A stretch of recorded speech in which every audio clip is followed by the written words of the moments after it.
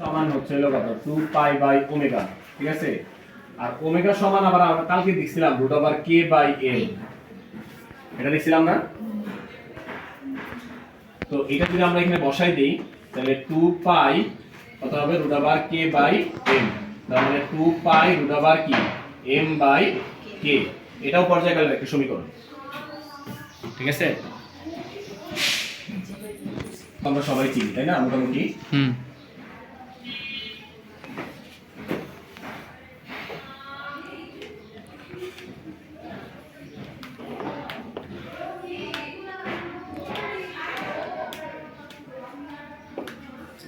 তাহলে এটা একটা সরল দোলক যদি হয়ে থাকে,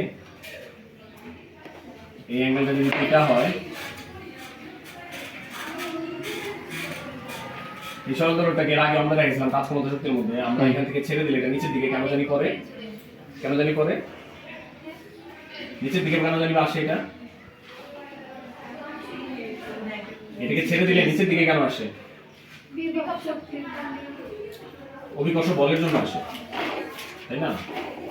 mg অভিকর্ষ বল এটাকে নিচের দিকে টানে, আর নিচের দিকে টানলে এটা নিচের দিকে যাওয়ার কথা, এদিকে কেন আসে সেটা যদি ব্যাখ্যা দিতে যাই তাহলে আমাকে কি করতে হবে, mg কে দুইটা উপাংশে ভাগ করতে হবে, একটা এইদিকে একটা এইদিকে।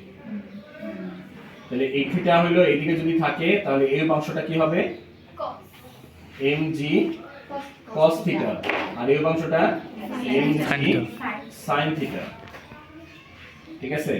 তো mg cos থিটা সুতার টান t দ্বারা প্রশমিত হয়, কিন্তু mg sin থিটাকে প্রশমিত করার মতো কেউ নাই, যার কারণে এটা নিচের দিকে আসে, ঠিক আছে।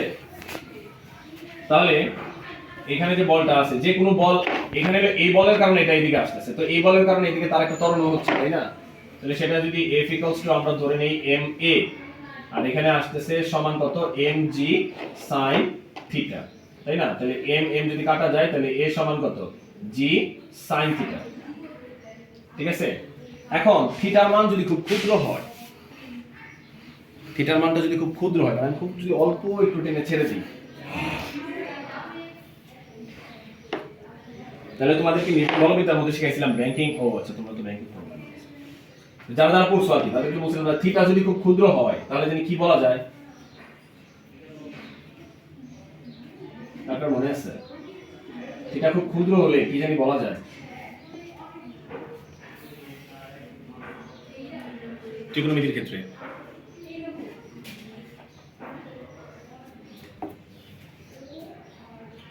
sin theta equals to theta বলা যায়, আর tan theta equals to theta বলা যায়। এই দুটো জিনিসকে ডাইরেক্ট কোণের সমান বলা যায়, এই থিটার মান খুব ক্ষুদ্র হয়, বুঝতে পারছো। তাহলে এখানে g sin থিটাকে ডাইরেক্ট লেখা যায় থিটা,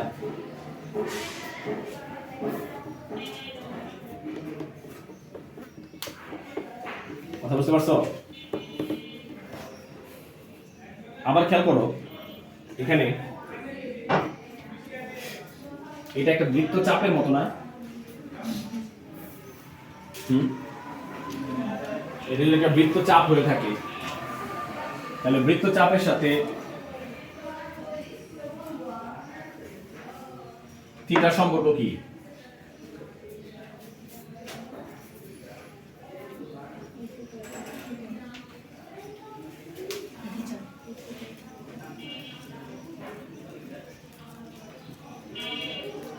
বৃত্তচাপের সাথে থিটার সম্পর্ক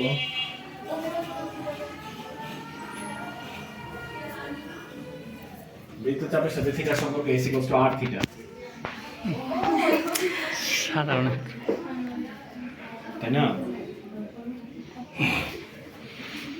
এটা হলো বৃত্তচাপ, এটাকে s দ্বারা প্রকাশ করা হয়, এটা ব্যাসার্ধ r। তো এখানে ওই তিনটা জিনিসের কোনটা কি মিন করতেছে, এইটুকু অংশে t হচ্ছে ব্যাস, where is t, ব্যাসার্ধ, t হলো টান বুঝাইছে এখানে। এই সুতার দৈর্ঘ্য হচ্ছে হলো বড় হাতের l দ্বারা প্রকাশ করা, তাহলে l mg sin theta, l mg sin where is mg, কি বলে কি বৃত্ত চাপটা বৃত্তচাপ কত এখানে?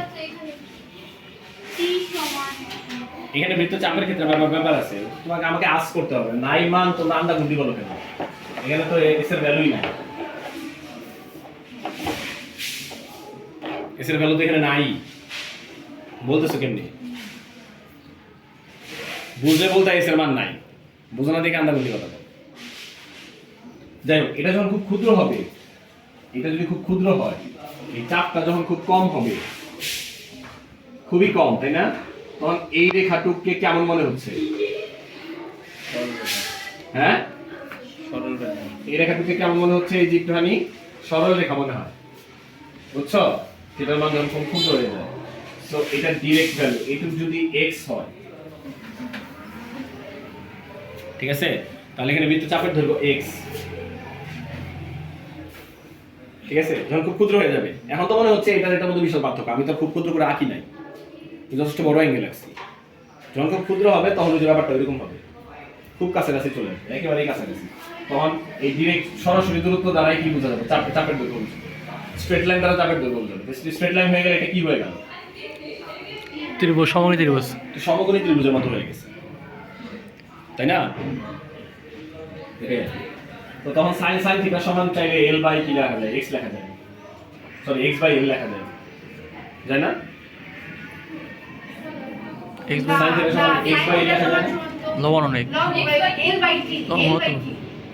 হ্যাঁ, টি আছে কই থেকে? টি এ যা। বলো। ওই যে, টি তো এখানে sorry, বল, sorry, টি তো এখানে বল। এই সত্যি। তোমার দৈর্ঘ্য নিয়ে কাজ করতে হবে, ঠিক এখানে দৈর্ঘ্য নাকি? সাইন থিটা যদি ভাই বোকা, এইটুক যদি এল হয় তাহলে এইটুকু তো এল, সুতার দৈর্ঘ্য তো একই আছে, এইটুক যদি এল হয় এইটুক এল না? হ্যাঁ, x by L, তাহলে x by L হবে sine theta. X by L, আমি তো ওইটাই বললাম, এক্স বাই এল হয় না তাই না? জি ওইটাই বলছি। জিনিসটা ওইভাবে চিহ্নিত করছি না, হচ্ছে ওইটা মান। না, টি তো মান, টি হচ্ছে এটা সুতার টান, সুতার টান, লবণ সুতার দৈর্ঘ্য না। লবণ ত্রিভুজ। মানে এই লাইন বরাবর সুতার টান টি কাজ করতেছে, বল কাজ করতেছে। কিন্তু তুমি যখন সমকোণী ত্রিভুজ নিয়ে কাজ করবে তখন তো তোমার এই বাহুগুলোর দৈর্ঘ্য দরকার, ঠিক আছে না? বুঝছো? এর বিষয়। তাহলে আমার এখানে আসতেছে জি কত? x বাই l, ঠিক আছে, এটা একটা সমীকরণ, ঠিক আছে, সরল দোলকের জন্য।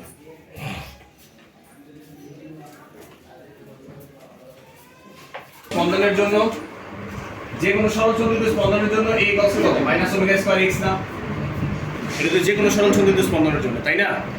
আর এখানে কি আসলো? a সমান জি এক্স এল। a সমান আসলো gx বাই l, তাই না? তাহলে g বাই l এই ভ্যালুটাকে আমরা বলতে পারি ওমেগা স্কয়ার, ঠিক আছে? এখন এটাকে যদি আবার আমি এখানে বসাই দেই, তাহলে t equals to 2 pi by omega, তাহলে এটা যদি ওমেগা স্কয়ার হয়ে থাকে, মাইনাস আসবে সামনে। ওইটা সমস্যা না, অবশ্যই আসবে, আমি দিই নাই, তাহলে ওমেগা স্কয়ার হচ্ছে হলো g বাই l, তাহলে ওমেগা সমান কত? Root over g by l, তাহলে এটা যদি আমরা এখানে বসাই দিই 2 pi equals to root over g by l, তাহলে এটা আসে 2 pi root over l by g। এই সমীকরণ দেখছো তোমরা? হ্যাঁ, হ্যাঁ। এটা প্রমাণ হলো এটা, So x by T, বুঝতে পারছো? তো প্রমাণ দেখাইলাম, এভাবে আসছে। দৈর্ঘ্যের সূত্র একটা হলো বিকর্ষণ ত্বরণের সূত্র, আরেকটা আছে ভরের সূত্র। ভরের সূত্র সমীকরণ নাই, একটা পাগল। এটা আছে।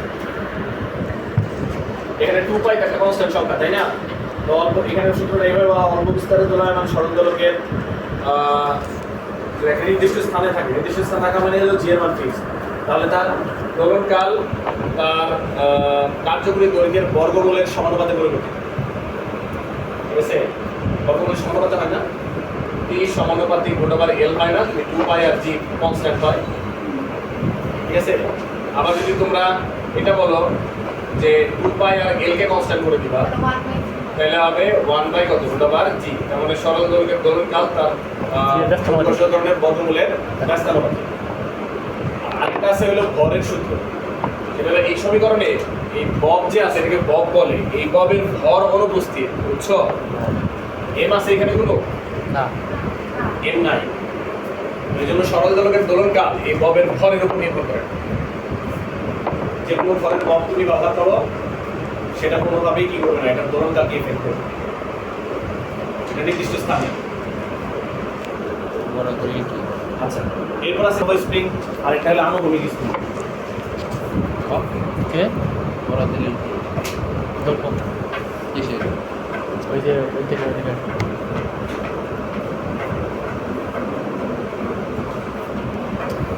কাজ কাম শুরু করে দিলাম তো নাই মতন একবার থাকি কাজ ক্ষমতার যে অঙ্কগুলো আছে এগুলো এখন আরো ভালো করে বুঝবা, পর্যালোচনা করার পরে এটা আসলে মানে দেওয়াই উচিত হয় না। খেলা থাকে হ্যাঁ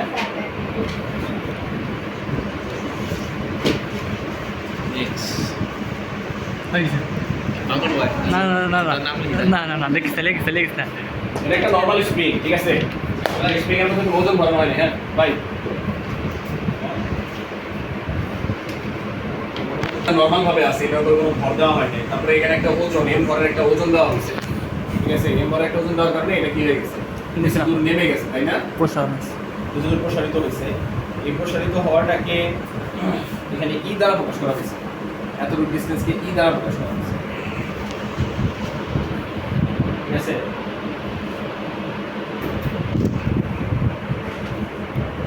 তাহলে এটা তো আমরা জানি যে স্প্রিং এর জন্য যে সমীকরণ F = মাইনাস কে এক্স kx, তাই না? x টা কি সরণ, তাই না? সরণ তাহলে এখানে সরণ হলো কত?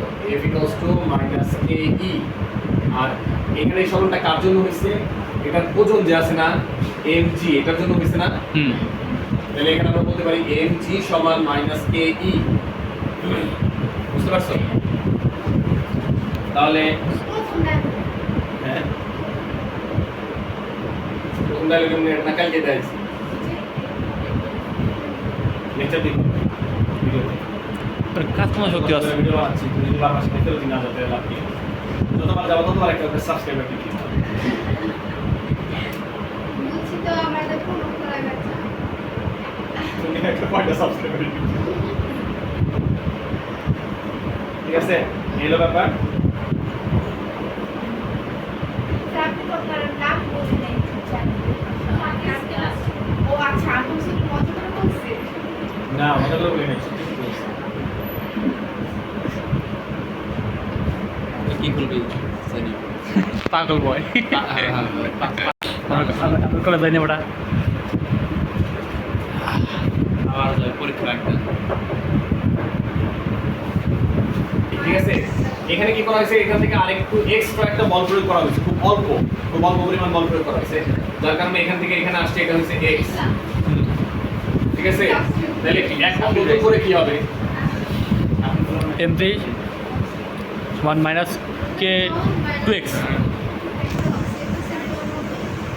তখন হবে f = কত? k * x + e হবে না? এখানে x + e, তাই না? তাহলে বস্তুটার উপর টোটাল যে বল আমরা প্রয়োগ করলাম f, সেটা হচ্ছিল কি mg তো এমনি আছে, আর তার সাথে আমরা আরেকটু এক্সট্রা ফোর্স যে প্রয়োগ করলাম মাইনাস সেটা হচ্ছিল -k * কত? x + e, ঠিক আছে? mg এর মান তো -ke,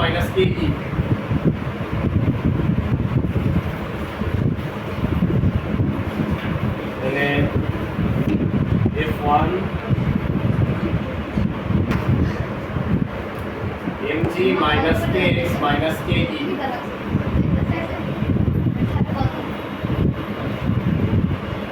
এখানে একটা ব্যাপার আছে, সেটা হচ্ছিল এই যে আমরা mg = -ke, তাই না? এটা কার জন্য বল? আই খেলো, mg = ke লিখছি, তাই না? এই f টা আসলে এই f টা কিন্তু প্রত্যয়নী বল, তাই না? প্রত্যয়নী বল মানে পেছন দিকে যাচ্ছে যেটা, সেই বলের জন্য -ke, বাট mg এর জন্য এটা +ke, তাই না? হ্যাঁ নিচে নামে স্প্রিং এর জন্য এটা -ke, কারণ mg নিচের দিকে কাজ করছে, স্প্রিং এর উপর দিকে কাজ করছে, এই জন্য মাইনাস। বাট mg এর জন্য এটা পজিটিভ, mg যেদিকে হচ্ছে সরণ সেদিকে কি কি তাহলে এখানে যদি আমরা ke টা বসাই দেই, কি তাহলে এটা কাটা, তাহলে -kx, তো এটার দ্বারা যেটা বোঝাচ্ছে সেটা হচ্ছিল কোনো একটা স্প্রিংকে নর্মাল অবস্থায় রাখার পরে তারপর এটা কোনো একটা ওজন বেঁধে যদি ঠেনে চেনে আমি ছেড়ে দিই, এটা এক্সট্রা প্রথমেই যে সরণটা হয়েছে ওই সরণের কারণে এটার হিসাবে কোনো সমস্যা নেই। আলটিমেটলি যে নিট বলের কারণে এটা মাইনাস কে এক্সি আসে, ওই এটা অত গুরুত্বপূর্ণ না। তবে কিছু অঙ্ক আছে যে অঙ্কের ভিতরে এই তথ্যটা কাজে লাগায়, এই জন্য আমি আলোচনার মধ্যে আনছি যাতে করে তখন আর নতুন করে আলোচনা না করতে হয়। এগুলো ব্যাক হবে এবং কোয়ালিটি সম্পন্ন অঙ্কগুলো করতে গেলে এই আলোচনাগুলো আবার রিক্যাপ করতে হবে, কিন্তু আগে একবার করে জানাই দেবো। ওকে, আর গতকালকে